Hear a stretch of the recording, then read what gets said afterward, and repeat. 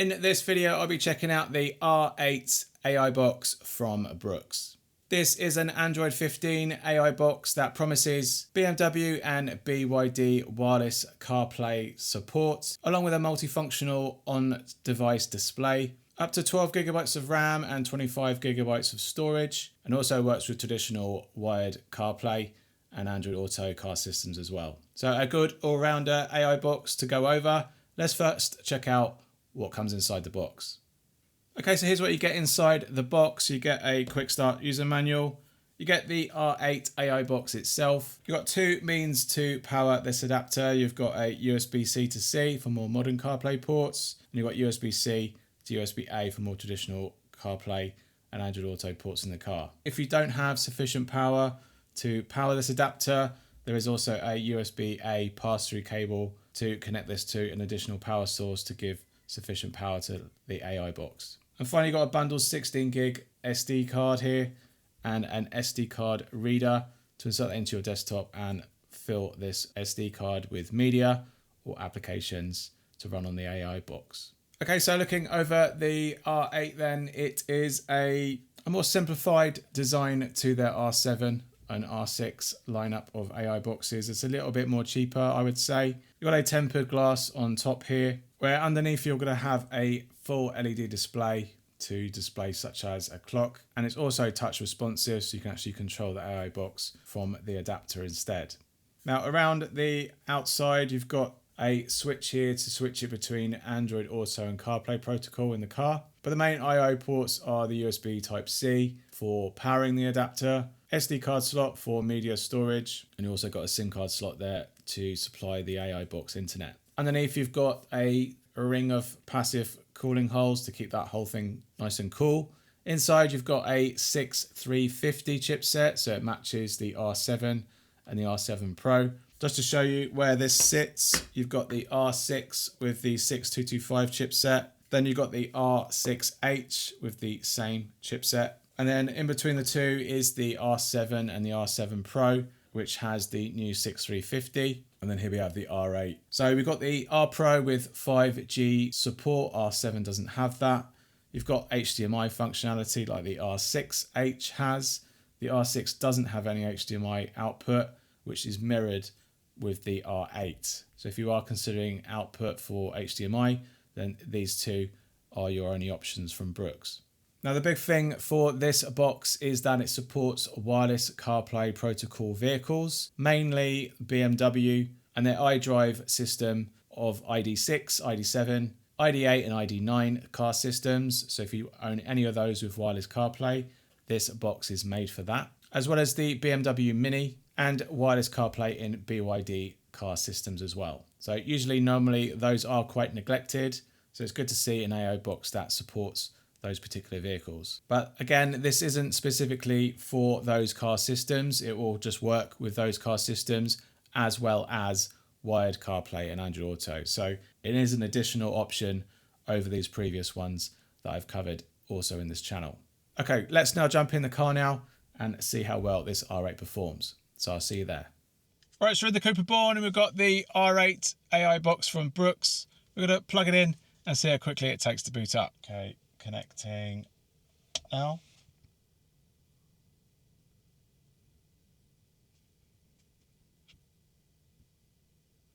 Okay, so that's us into the main menu operating system. It's a little bit different to the R7 series and the previous models from Bruxe. It's a little bit different UI. We've got some shortcuts here along the bottom, a map tile, which you can interact with, a weather widget based on your location, media player box, and some date here. Tapping here will go to the applications that are pre-installed. Now what I like to do is simplify things a little bit more, so I'll just show you what you can do. In the settings area, you've got pretty much the same settings area as what quite a lot of AI boxes running this launcher. In display settings, we change it to style 1. That gets rid of the map navigation tile, so it doesn't have to load up Google Maps every time it loads in. It does get a bit confused here because this now no longer works. You have to tap this to sort of bring in additional applications, but not a real way to go back on that system. So what I do is I turn the system navigation on. That basically then we'll reboot the system and have a more persistent side dock. So we're back in now. You can see this a little bit more persistent. These kind of things actually takes you back to the home screen, which is a little bit nicer. You've got a persistent back button as well. One extra thing is we get rid of this floating button. So in the display settings, again, we turn that off. And basically you can then invoke that side dock and have a no floating button experience, which is a little bit more preferred, at least for me. So everything here has been installed previously and additional applications for my own testing. We've got the usual suite here. One omission that it doesn't come with casting, although that is coming in the full retail version that I'm told. So we can't test that in this video today. But we've got the usual Google suite. We've got split screen mode, which means you can then launch YouTube and say navigation together in a 50-50 split or any other combination of your preference. It then launches an application tie-up here, which you can then launch it. It loads up both applications and split screens them both together. So here you can then run YouTube and Maps navigation at the same time. And if you want to adjust it slightly, you can then have more video, less navigation, or choose less video and more navigation. And that will then continue playing through whilst you're driving as well. So that's basically the basics of its launcher. It's still a little bit dated. Like most other AI boxes, they haven't really gone the extra mile in terms of making it a much more nicer experience. But the best thing is that floating button's gone and we've got a more persistent side dock. Okay, let's check out some apps. Let's go into YouTube. That's done nice and quickly into YouTube. Let's try out the Twitch stream.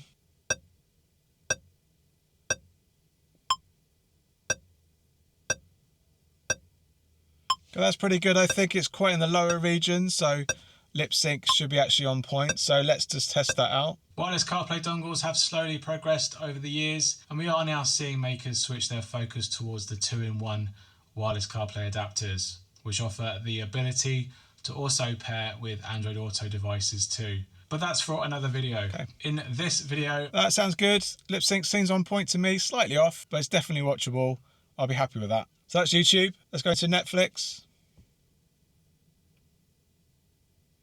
That's us nice and quickly into Netflix. The overtake on Valtteri created this spark and this tension between the two of us. That was committed, it was brave, it was brilliant! Okay. So I thought, you know what, we're gonna that's good. All in sync. Stereo's working okay on this box. Happy with that. So that's good. So you can see here that the navigation isn't showing, but if you swipe in off this on the screen, you can then go back or go back fully to home, whichever you would like. Let's check out Google Maps. That's us nice and quickly in Google Maps. This will be nice and native, so the responsiveness will be very, very good. There won't be any GPS pass-through. You can bolster it with your GPS car navigation information if you've got that kind of system in your car. There will not be any cluster support through the Android layer of Maps. So that's Maps. Let's go into Spotify. Very quickly and rapidly into Spotify too. Let's check out some audio. Oh, works well. Wheel controls, forward and back. They work okay. Call button. Should fire up the Gemini Assistant. Yes, it does. Happy with that. And it's picking me up with the microphone as well. So that's good too. As for its benchmarking, I will throw up the benchmarks alongside its peers that it's competing with. It's a few points below the R7 Pro that I tested the other week, but it sits there level with the 6350 chipset of AI boxes. Definitely going to be an improvement over the 6225 and the 6125s. But again, not as good as the M Gears, the Rocket Q and the Rocket AI box, which is definitely holding a lot more beefier CPU and GPU in there. But it's definitely an improvement over the 6225 and the 6125 boxes, should you be looking to upgrade from any of those. As for gaming, we've cleared all the applications. We're going to launch Crossy Road to see if we've got any of those audio bugs that we get in AI boxes.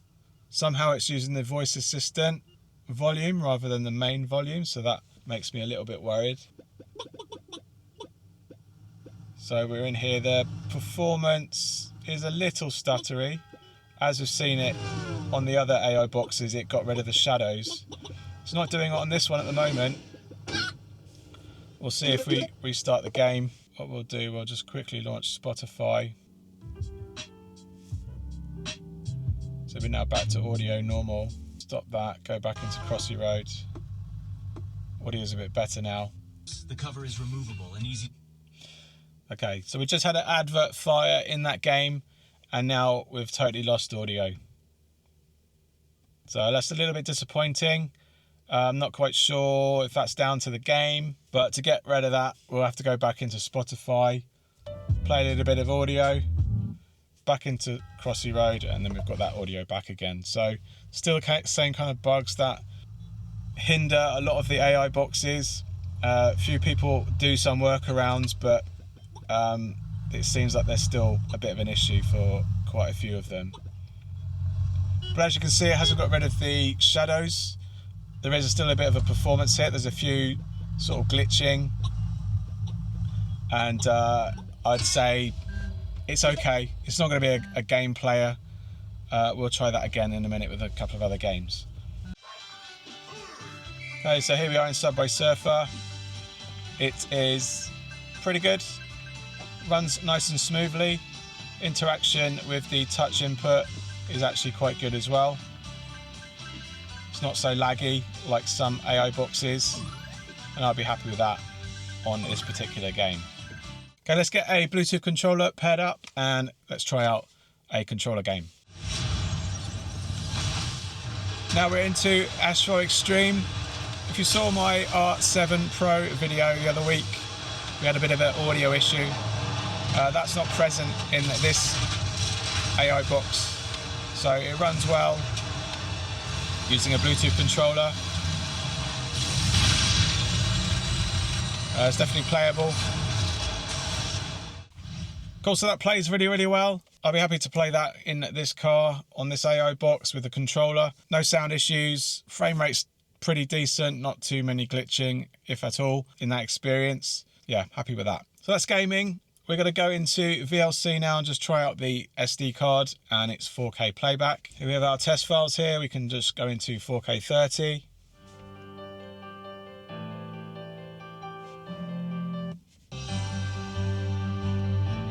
That looks good.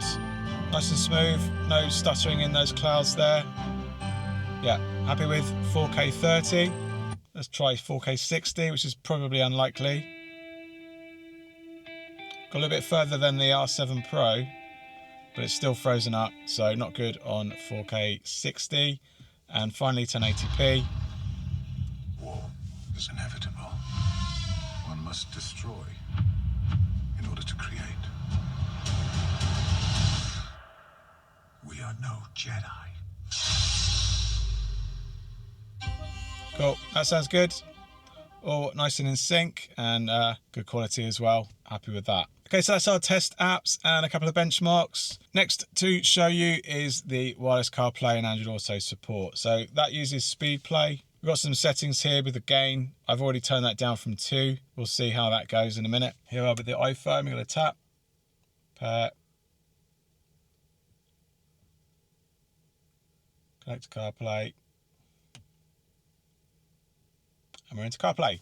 Happy days. So slightly softer, but not a bad feed nonetheless. Here is our interaction for wireless CarPlay.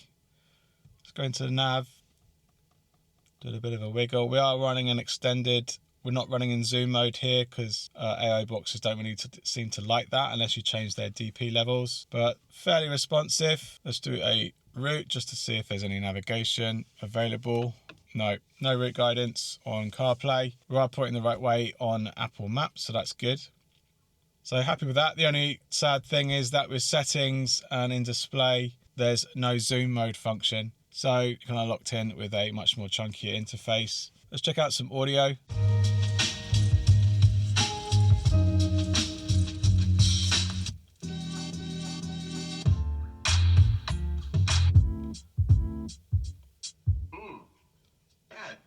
That's the delay of touch input. Wheel controls, forward and back. There's no seeking support on AI boxes. Call button. Send an audio message to test. Hi, this is Anthony from CarPlayLife.com, and this is an audio message test using CarPlay on the Bruxe R8 AI Box, and this is an audio test. Okay, audio is resumed. Microphone quality, a little bit high on the gain side, very common at the moment on these AI boxes. There's like one gain level higher than it should be, but its quality is actually decent. Let's try a call test. 1, 2, 3, 4, 5, blah, blah, blah, blah, blah. Quite a lot of feedback there, bit of a gain still in calling, and quite a little bit of a delay too, so okay for CarPlay in calling. Okay, so that's Apple CarPlay. Not too bad. Obviously not as good as a wireless adapter, considering this is all going through software emulation. So let's check out if Android Auto is much the same. Okay, here we have the Bruxe profile pair.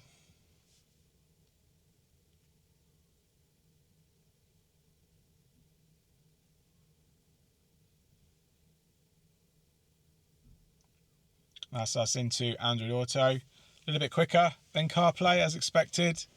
UI wise, it looks pretty good, pretty native, a little bit fuzzy like CarPlay, not as pin sharp as native, but good enough nonetheless. Let's go into maps and do a little bit of wiggle. Quite responsive. I'll be happy with that. Let's just quickly try the non-existing route guidance. Nope, doesn't work as expected. Let's check out some audio. A little bit more rapid on its changing. Happy with that. Damn, Jimmy. Forward and back. That works. Call button. Should fire at Gemini. Yep, it does on Android Auto, and it's picking us up on the microphone. Happy with that. Music's resuming as well. Let's do a call test. 1, 2, 3, 4, 5, 6, blah, blah, blah, blah. Okay, a little bit delay there, then a few others. Quality's good though. I'll be happy with that. So as I said earlier in the studio, that there is also a display functionality with touch input on the actual AI box itself. I'll just show you that. Okay, so here we have the display. This is its default screen. You can change this between this and a clock. You can swipe the screen to go between some functionality, such as changing the LEDs, a D-pad and turning Bluetooth on and off. That swiping to the right. Swiping to the left does nothing. Swiping from the top, you can do some quick switch modes. You can switch mode between CarPlay and Android Auto. You can submit a log, or you can turn Wi-Fi on and off. Swiping up from the bottom, that also gets you to this little menu here as well. And then here, we'll just go into these just to show you how they work. That's just photographs. Then you've got your selected preferred time on the display between analog and digital. Here's a D-pad. You can actually control the AI box using the D-pad. And then here's, you can turn between different Bluetooth devices and switch between auto modes as well, between devices too. Okay, we got the topped on thermal imaging camera. We're going to test out the thermal heat of the device. It's been running for just under 50 minutes. You can see here we're running at about 37.3 degrees. It is currently 10 degrees outside, roughly around about 18 degrees in the cabin. That's the top edge. We're going to flip this over. You can see the heat holes there doing their job, about 38 degrees inside there. But yeah, not too bad in terms of its thermals. So the Bruxe R8 AI Box currently retails for $259 directly from their store. And if you use my coupon code, you can get a little bit off that at checkout too. I'll put links down below to learn more about this adapter, support the channel, and buy yourself one. Generally, a little bit more improved than the R7, I would say. In the games, it did a little bit better. Its overall UI is a little bit more improved, I think. If you use its standard Style 2, it's a little bit nicer. But if you were to use Style 1 and bring in the persistent dock, it's a little bit better performance and a little bit better user experience as well, in my opinion.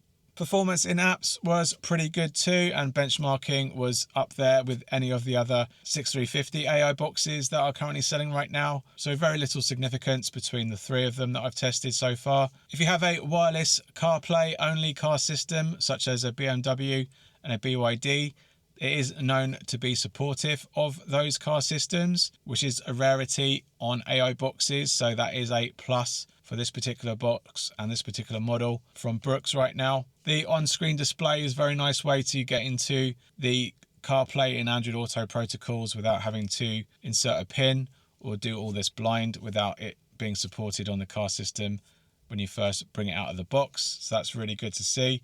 You also got the D-pad on that screen, so you can actually navigate the screen and the menus should you not have a touch screen. So you've got that ability too, at least to get things paired with a proper Bluetooth remote, so you're not doing that blind as well. So that's really good advantage. That screen's a nice touch as well because of that extra functionality. I think they could have pushed it and done a little bit more extra things there, but the raw basics there are quite good, such as the Wi-Fi and Bluetooth switching. That's quite good for that too. General performance and speed, I'd say that's very good. It's got developer mode, that's really handy to have. Audio issues with going into games, that's still persistent across a lot of these AI boxes. There is that workaround that still works. As for its CarPlay functionality, that worked out okay. Slightly softer than native, but it still ran relatively well with that compatibility switch enabled. Prior to that, I did have a few issues with connection. There is no HDMI support, which is probably why this does a little bit better with that disabled on the AI box versus the R7 models that are out there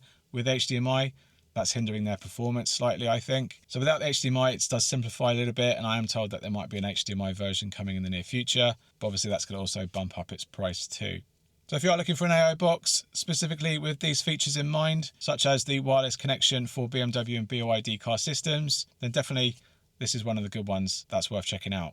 All right, I hope you found this video helpful. If it has, give us a like down below and let me know in the comments if you have any questions about this particular AI box from Bruxe, and I'll try my best to answer them. If you like this content and you like this channel and you'd like to support me, you can do so by sending us a super thanks down below with your comment or question. You can hype this video to raise this video on this channel to anyone else that hasn't seen it yet. I also have membership now open on YouTube where you can join and you can get access to my monthly and live data sheet of all of my tests that I've done over the years of all the AI boxes and wireless adapters.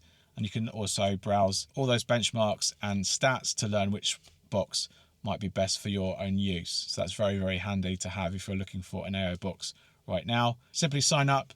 Even if it's just for a month, you can actually access that sheet for that month and get all that information and knowledge too. And finally, you can check out my QR code here to buy me a coffee, and you can support me there too. I really appreciate it. Thanks again for watching, and I'll see you on the next one. Cheers. Bye.